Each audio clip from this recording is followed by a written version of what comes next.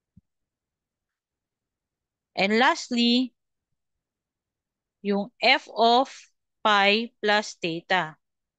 So, ito yung sa-substitute natin sa theta. So, magiging sin pi plus theta tayo.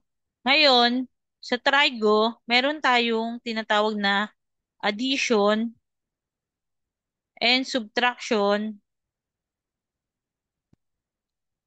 of angles identity.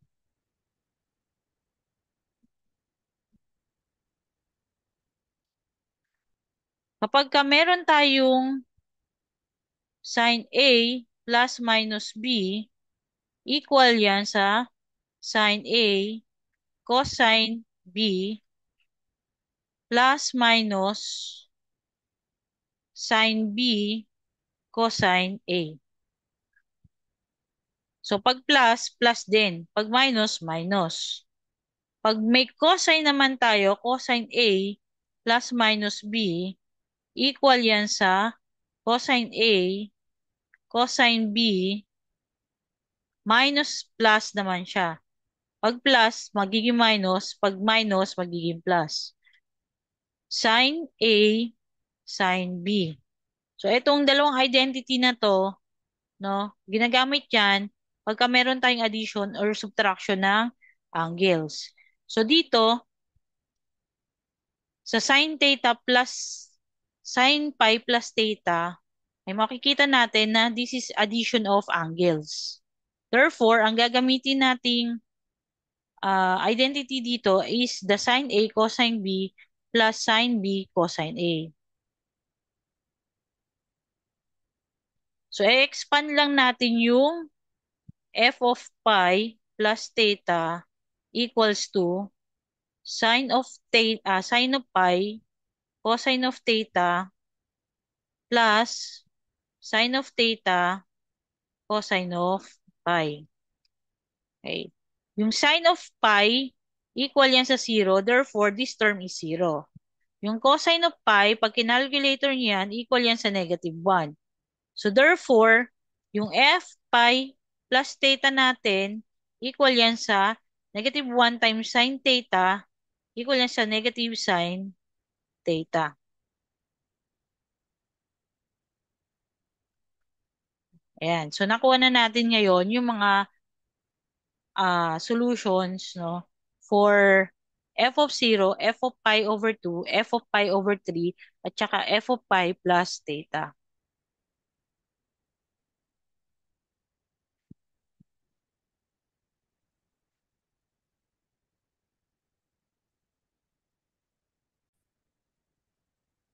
Ngayon punta naman tayo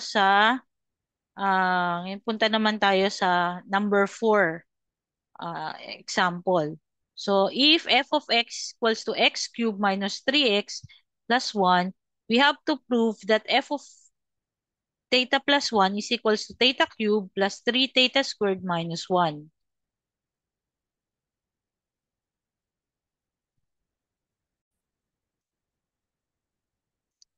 So, sa number 4, ang f of x natin is x cubed minus 3x plus 1.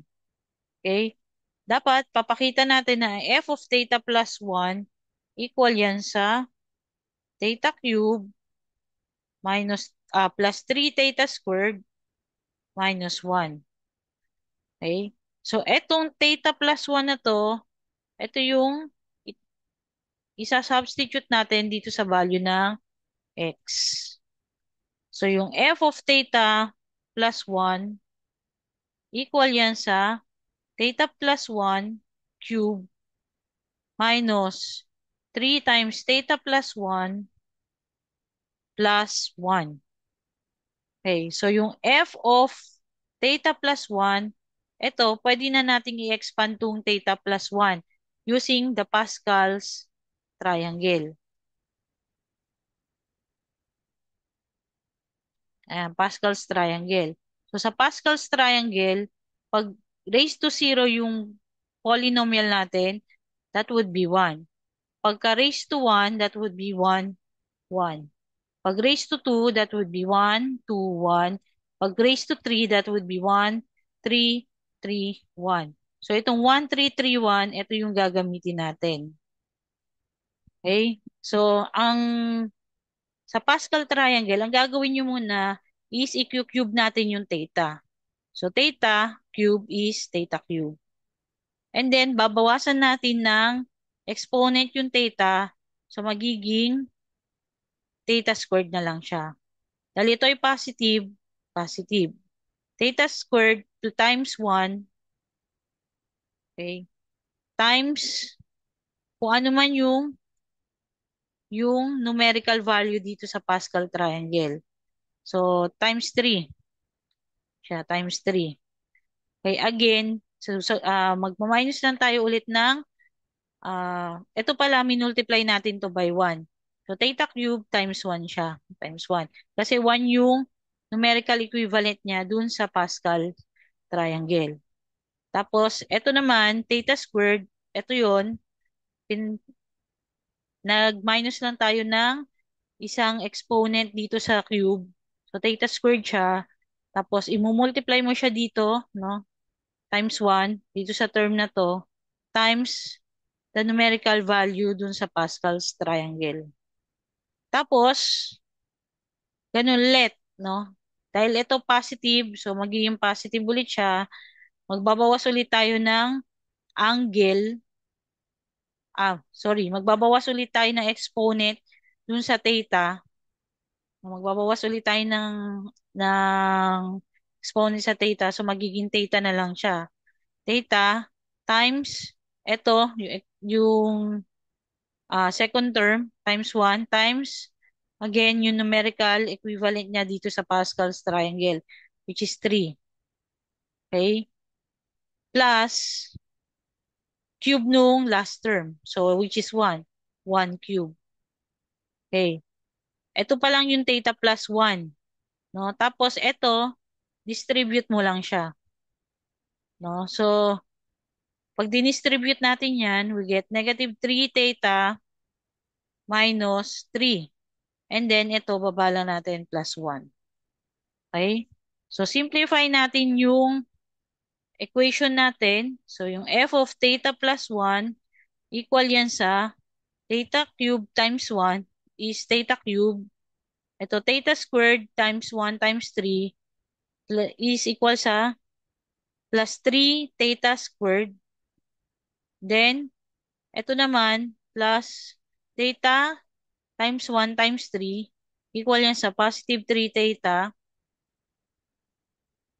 This one is plus 1 minus 3 theta minus 3 plus 1.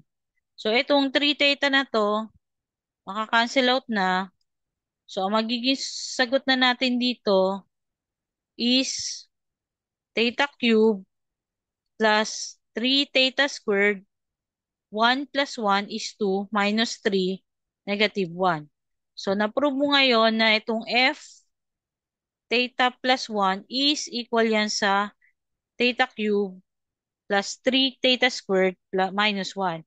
Ngayon, meron pang at isang solution dito sa theta plus 1 cube. Pwede kang gumamit ng FOIL method, pero medyo mahaba yung FOIL. No? So, ang una mong gagawin muna is kunin yung theta plus 1 squared, which is equals to theta plus 1 times theta plus 1. So, FOIL siya. Ito muna, yung first, no? Ito, tsaka ito, we get theta squared. Then ito, tsaka ito, outer, which is plus theta, plus inner, ito, tsaka ito, plus theta, and then last, 1 times 1 is plus 1. So, magiging sagot natin dito is theta squared plus 2 theta plus 1. Yan pa lang yung theta plus 1 squared.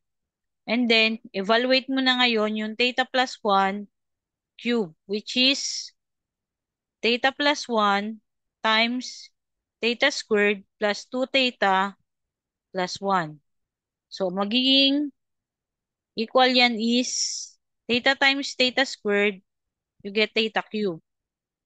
Theta times 2 theta, you get plus 2 theta squared. Theta times 1, we get plus theta. And then the next term is positive 1 times theta squared, we get plus theta squared.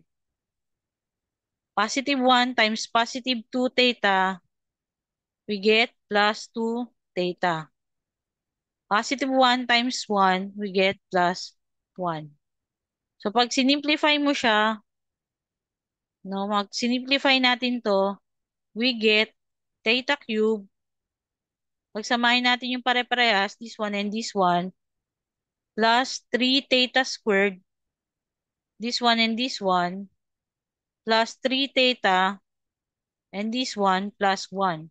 So, papansinin nyo, ito yung theta plus 1 cube kanina. So, pares lang sila na sagot. Theta cube plus 3 theta squared plus 3 theta plus 1. Okay, tapos, pag nakuha nyo na yan, distribute nyo na to. Itong 3, no? Negative 3 sa theta plus 1. So, kunin natin ulit siya.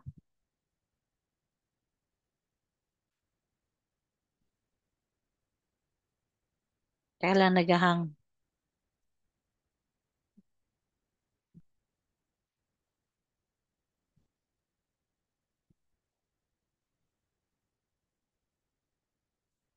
Ayan.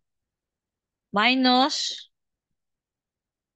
minus 3 theta, minus 3 plus 1 na siya. So, pag kinuha na natin yung sagot ng f of theta plus 1, this is theta cube plus 3 theta squared. Ito makakancel out ulit to. So, matitira na lang is minus 1. Plus 1, plus 1, 2. Minus 3, negative 1. So, kahit ano naman sa foil or sa Pascal triangle ang gamitin ninyo, you will arrive at the same answer.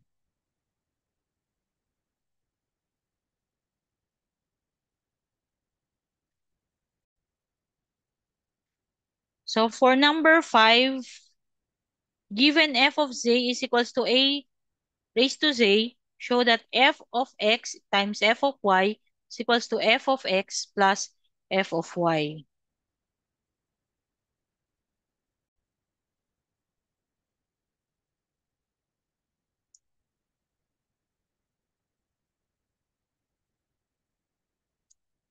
So, for number 5,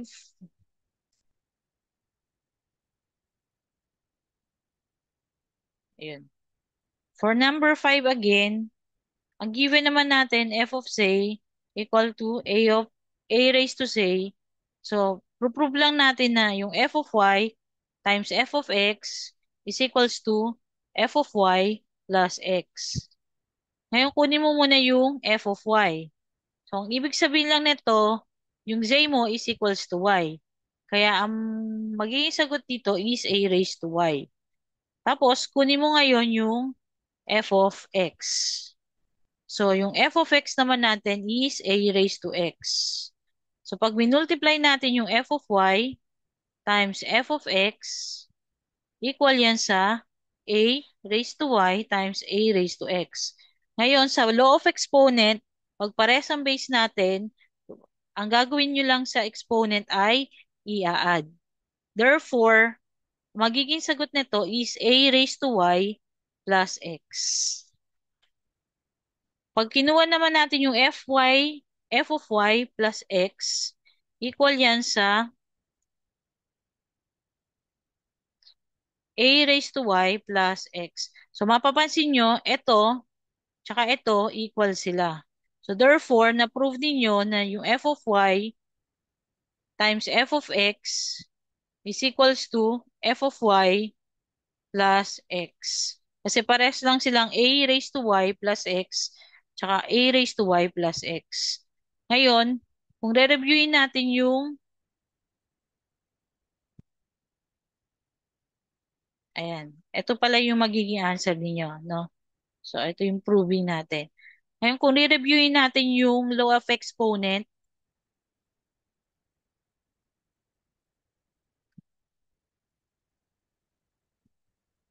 pag meron tayong multiplication, dapat parehas yung base. No? So, kung a of n yan, times a of m, that will be equal to a of n plus m. Ina-add lang natin yung exponent. Pag meron naman tayong division, a of n all over a of m, ginagawa naman natin sa exponent is sinusubtract natin. So, that would be a of n minus m. Ngayon, kung addition naman, dapat parehas ang base at saka exponent. So, kunyari, this is 2a of n plus a of n. Ang ina-add lang natin is the numerical value. So, we get 3 raised to a of n. And lastly, kapag subtraction, halos kapares lang siya ng addition. So, dapat parehas ng base at saka ng exponent. So, 2a of n minus a of n equal yan sa a of n. Ang sinusubtract naman natin is the numerical value din.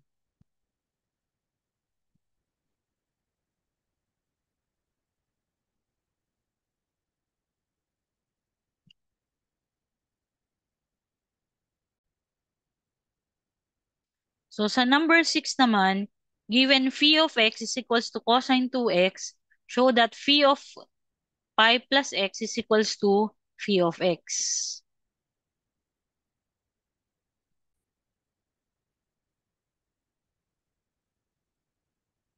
So, again,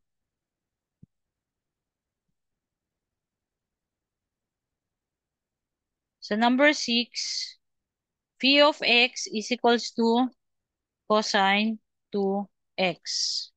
Tapos, iprove natin na yung phi of pi plus x equal yan sa phi of x. So, again, ito, substitute mo lang ulit dito sa x na to. So, yung phi of pi plus x equal yan sa cosine 2 pi plus x. So, yung phi of pi plus x natin equal yan sa cosine of, ito, distribute natin. So, magiging 2 pi plus 2x siya. Again, meron tayo dito ang addition of angles. So, yung kaninang trigonometric identity ng cosine, yun ang gagamitin natin. Dahil plus to, magiging minus yung function natin. So, yung phi of pi plus x natin, equal yan sa cosine 2 pi cosine of 2x plus, I'm sorry, minus, no, kasi plus to. So, minus sine of 2 pi sine of 2x. So, pag kinalculate ninyo, itong cosine 2 pi, equal yan sa 1. No? So, phi of pi plus x, multiply natin to, 1 times cosine 2x.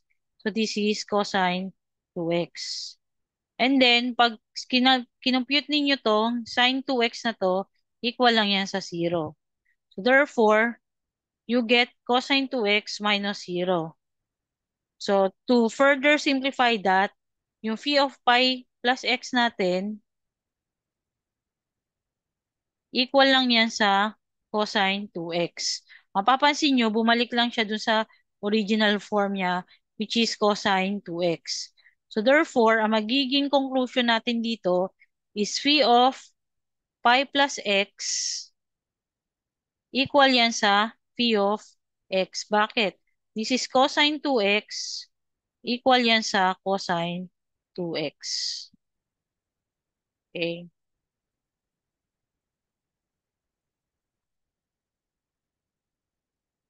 So, that ends lesson 1.